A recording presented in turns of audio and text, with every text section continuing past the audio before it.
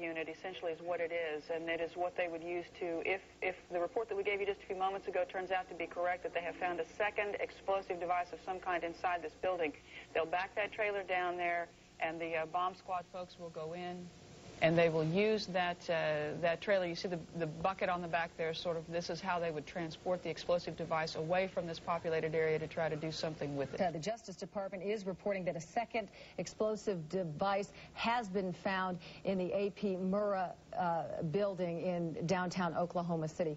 Mike, you're still with us, aren't you? Yes, I am, and I might tell you in addition to that, in fact, what we were told at the scene a few minutes ago was that, in fact, 2 different explosive devices were found in addition to the one that went off. So a total of 3, A total of 3. Now confirmed through federal authorities that a second bomb has been found inside that federal building in Oklahoma City. It was an explosion at 9 o'clock this morning that did that damage you're looking at right there, blowing off the entire north face of that building.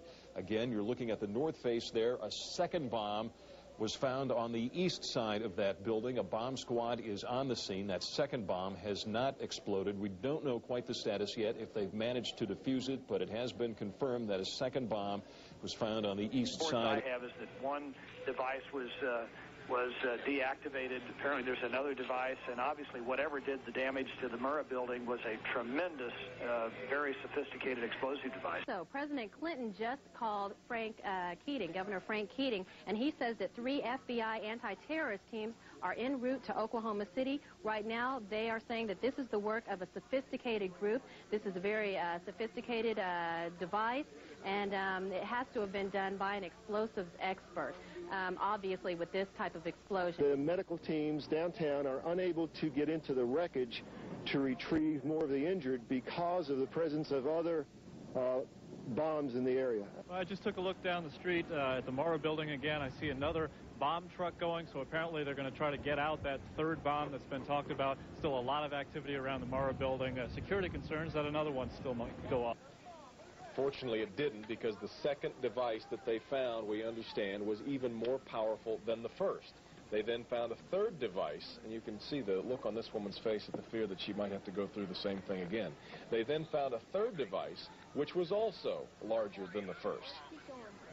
Hard to feel lucky at this point, but certainly through some good work by some munitions experts and the explosive sniffing dogs, further tragedy has almost certainly been averted here.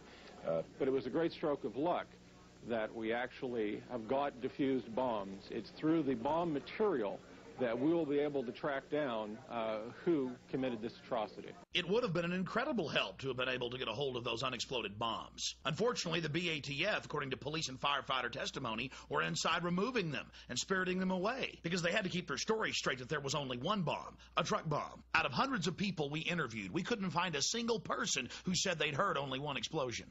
But, you know, Did you live here, Charles, at the time of the bomb? I live here. I work right here in this building. I was at work. At work. Did you feel it? Yeah, I thought this building was blowing up. How many blasts did you feel? 2. And how far apart were they? Oh, probably about boom, and then it's boom.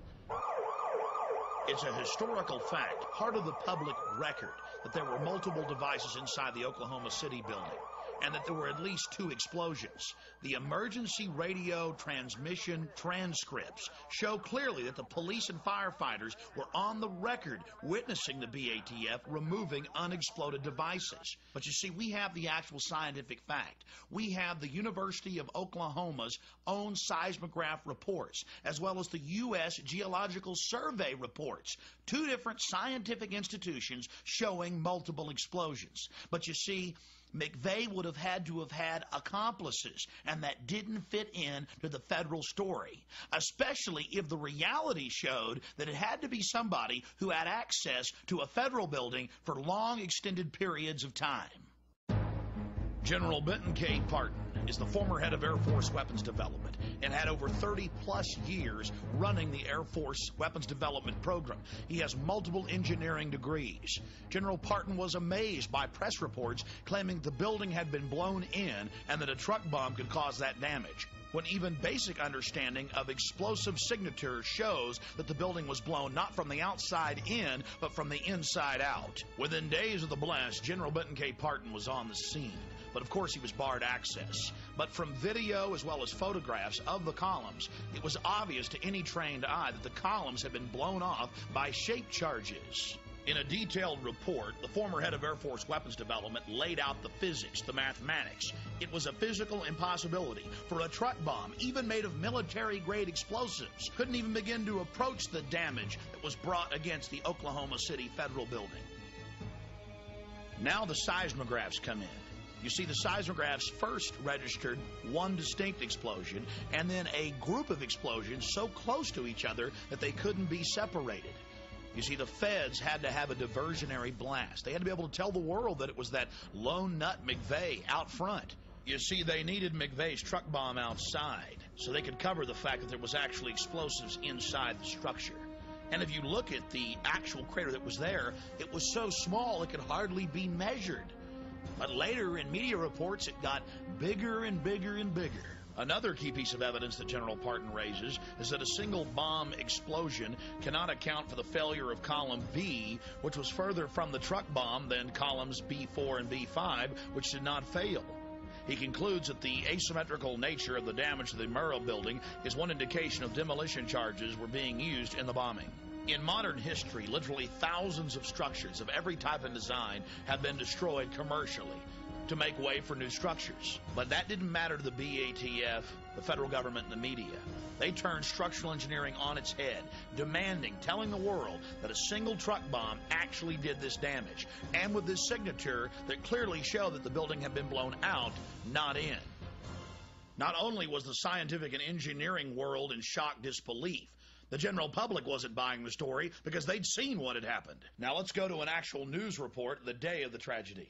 Some of the floors have just crashed together. I mean, there are some points where you just literally can't get in at all. And then from Chopper 4, at some particular points, we could see all the way through the building. That's the force of the explosion. It just blew out all the walls and everything inside. Blew out all the walls, blew out all the walls, blew out all the walls. Outraged by the federal cover-up, leaders from across Oklahoma, led by State Representative Charles Key, banded together to put together the final report, 550 pages detailing this criminal federal operation. Now let's look at the cowardice of the BATF. You see, they got a warning, but they didn't pass it on to the children in the daycare center. What he told him is that he thought that they had received a tip that morning of the bomb. Yet another witness, a rescue worker, says after she talked with an agent at the bombing scene, she also suspected the ATF was warned and agents stayed away from their office that morning. I asked him if his office was in the building, and he said yes, and I asked if there were any ATF agents that were still in the building, and he said no, we weren't here. Witness number one approached an ATF agent nearby. He claims he asked the agent what had happened, and witness number one says this is what the agent told him. He started getting a little bit nervous. He tried reaching somebody on a two-way radio. Couldn't get anybody, and I told him I wanted an answer right then. He said they were in debriefing. None of the agents had been in there. They had been tipped by their pagers not to come into work that day. Plain as day out of his mouth. They were tipped. Why wasn't anybody else? There was a lot of people, good people, died down there.